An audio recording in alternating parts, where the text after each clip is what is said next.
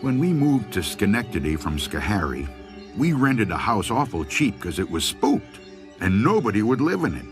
But we didn't care because we didn't take no stock in spooks. We had just gone to bed the first night, dog-tired from riding in a wagon all day.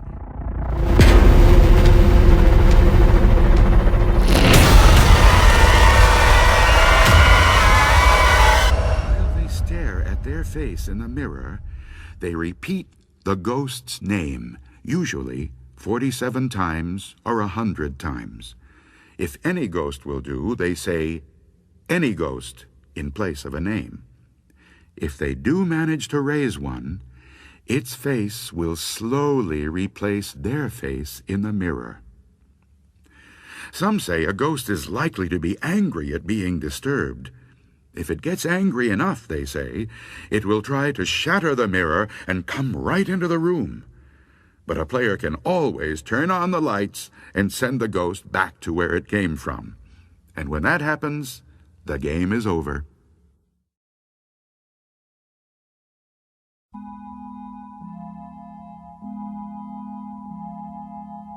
The Curse. My dad's friend, Charlie Potter, was a small, nervous man who was always looking around as if he was in some kind of danger. After he told me this story about his college fraternity, I understood why. The frat doesn't exist anymore, he said. It was banned years ago. We had just 9 members at that point, and we were taking in 2 more, Jack Lawton and Ernie Kramer.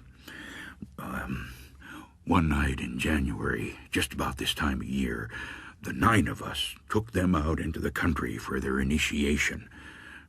We took them to an old deserted house where 2 young men about our age had been murdered recently.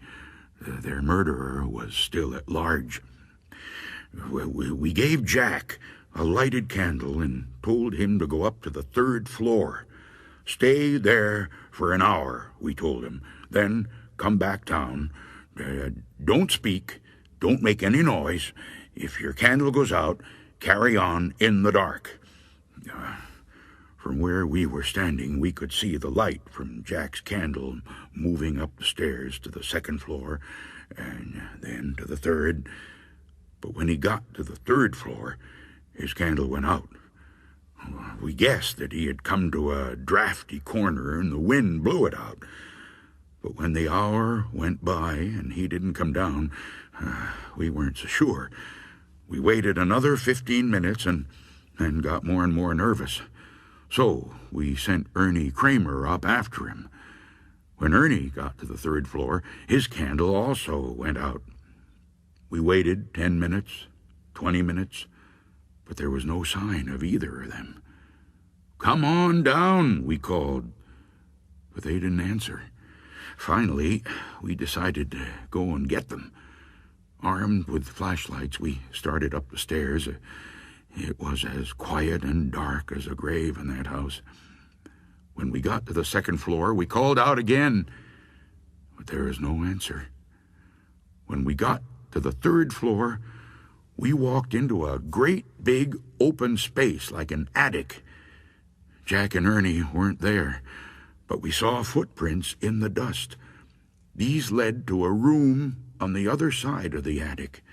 That room was also empty, but there was fresh blood on the floor, and the window was wide open.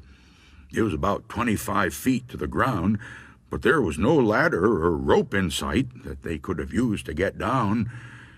We searched the rest of the house and the land around the house and found nothing. We decided that they were playing a trick on us. We figured that in some way they had escaped through the window and were hiding in the woods. Blood on the floor was to throw us off the track.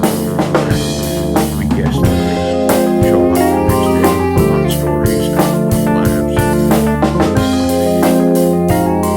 next day, we came to the man what happened. He reported to the police. The police didn't find anything either.